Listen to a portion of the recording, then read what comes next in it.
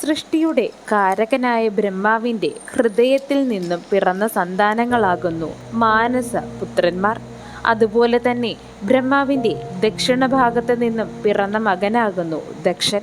ബ്രഹ്മാവിനെ പ്രജാസൃഷ്ടിയിൽ സഹായിക്കുന്നതിനായി സൃഷ്ടിച്ച മകനാകുന്നു ദക്ഷൻ. അതിനാൽ തന്നെ അദ്ദേഹത്തെ പ്രജാപതിയായി കണക്കാക്കുന്നു. അദ്ദേഹത്തിന് ഒട്ടനവധി സന്താനങ്ങൾ ഉണ്ടായി.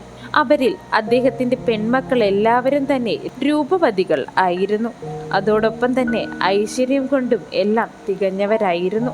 ആ പെൺകുട്ടികൾ എല്ലാവരും തന്നെ യുവതികളായി മാറിയപ്പോൾ കശ്യപ പ്രജാപതി, ചന്ദ്രദേവൻ അങ്ങനെ തുടങ്ങിയ ശ്രേഷ്ഠന്മാർക്ക് അവരെ വിവാഹം ചെയ്തു നൽകി ദക്ഷൻ. അങ്ങനെയുള്ള ദക്ഷപുത്രികളിൽ ഒരാളായിരുന്നു സ്വധ. അവളെ ദക്ഷൻ വിവാഹം കഴിച്ചു നൽകിയത് പിതൃക്കൾക്ക് ആയിരുന്നു. അവൾക്ക് ആ ബന്ധത്തിൽ പിറന്നത് അതിസുന്ദരികളായ 3 പെൺകുട്ടികളായിരുന്നു. അവരാകുന്നു മേന, ധന്യ, കലാവതി എന്നിവർ. പെൺകുട്ടികൾക്ക് ആരെയും ആകർഷിക്കുവാനുള്ള തരത്തിലുള്ള സൗന്ദര്യവും സ്വഭാവ ഗുണവും ഉണ്ടായിരുന്നു. 3 ലോകത്തും സഞ്ചരിക്കുവാൻ കഴിവുള്ളവരായിരുന്നു മൂവരും. അങ്ങനെ ഒരിക്കൽ മൂവരും മഹാവിഷ്ണുവിനെ അദ്ദേഹത്തിന്റെ വാസസ്ഥലമാകുന്ന ശ്വേതദ്വീപിൽ എത്തി. അവരുടെ കഴിവിനെ അംഗീകരിച്ച വിഷ്ണു ഭഗവാൻ അവരെ തന്റെ ശ്വേതദ്വീപിൽ താമസിപ്പിക്കുവാൻ ആഗ്രഹിച്ചു. അതുകൊണ്ട് തന്നെ അദ്ദേഹം അതിനുള്ള വരം നൽകുകയും ചെയ്തു. അങ്ങനെ അവരവിടെ കഴിയവേ സനൽകുമാരന്മാരെന്ന് പ്രസിദ്ധി നേടിയ ആദ്യ പുരുഷന്മാരെന്ന് വിശേഷിപ്പിക്കപ്പെടുന്ന മുനിമാർ അവിടേക്ക് എത്തുന്നു.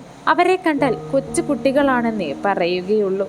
അങ്ങനെയുള്ള 4 മുനിമാരാകുന്നു സനൽകുമാരന്മാർ. അവരെ കണ്ട സകല ദേവന്മാരും മുനികളും യക്ഷ ഗന്ധർവ കിന്നരന്മാർ എല്ലാവരും തന്നെ തൊഴുത് വണങ്ങി.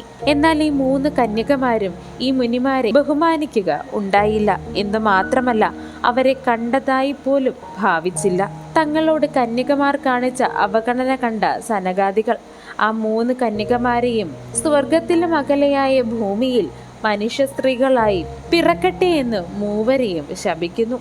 ആ ശാപം കേട്ട കന്യകമാർ തങ്ങളുടെ തെറ്റ് മനസ്സിലാക്കി സനകകുമാരന്മാരുടെ പാദങ്ങളിൽ വീണ് മാപ്പപേക്ഷിച്ചു. തങ്ങൾക്ക് ശാപമോക്ഷം നൽകുവാനായി കേണപേക്ഷിച്ചു. കന്യകമാരുടെ അപേക്ഷയിൽ മനസ്സലിഞ്ഞ കുമാരന്മാർ ശാന്തമായി അവരോട് മൂവരോടും പറഞ്ഞു, ഹേ മേന, നീ വിഷ്ണു ഭഗവാന്റെ അംശമാകുന്നു. അതുകൊണ്ട് തന്നെ നീ ഭൂമിയിൽ ഹിമവാന്റെ ഭാര്യയായി അവതരിക്കും. നിനക്ക് സത്സന്താനങ്ങൾ സിദ്ധിക്കും. ഒപ്പം തന്നെ നിനക്കൊരു ശ്രേഷ്ഠയായ മകൾ ജനിക്കും. അവൾ സർവഗുണ സമ്പന്ന ആകും. ആരാലും ആരാധിക്കപ്പെടുന്നവളും സുന്ദരിയും ആയിരിക്കും. അവൾ പാർവതി എന്ന നാമത്തിൽ അറിയപ്പെടും. അവൾ സാക്ഷാൽ ആദിപരാശക്തി തന്നെ ആകും എന്നുകൂടി നീ അറിഞ്ഞാലും. ഹേ ധന്യേ, നീ വൈദേഹപുരത്തിന്റെ രാജാവാകുന്ന ജനകന്റെ ഭാര്യയായി അവതരിക്കും. നിങ്ങളുടെ മകളായി സാക്ഷാൽ ലക്ഷ്മി ദേവി അവതരിക്കുകയുണ്ടാകും. അവൾ സീത എന്ന നാമത്തിൽ അറിയപ്പെടും. അങ്ങനെ പറഞ്ഞിട്ട് ആ മുനിമാർ കലാവതിയുടെ നേരെ തിരിഞ്ഞു. അവളോട് പറഞ്ഞു, ഹേ കലാവതി, ദ്വാപരയുഗത്തിൽ നീ വൃഷഭാണി എന്നൊരുവന്റെ ഭാര്യയായി പിറക്കും. നിങ്ങൾക്ക് അതിലൂടെ ഒരു ഓമന പെൺകുട്ടി പിറക്കും. അവളെ രാധ എന്ന് വിളിക്കും. അങ്ങനെ ആ 3 സ്ത്രീരത്നങ്ങളും തങ്ങൾക്ക് ലഭിച്ച ശാപവും അതിൻ്റെ മോക്ഷവും കാത്ത് സ്വഭവനത്തിലേക്ക് മടങ്ങി കാലം കാത്ത് ജീവിച്ചു.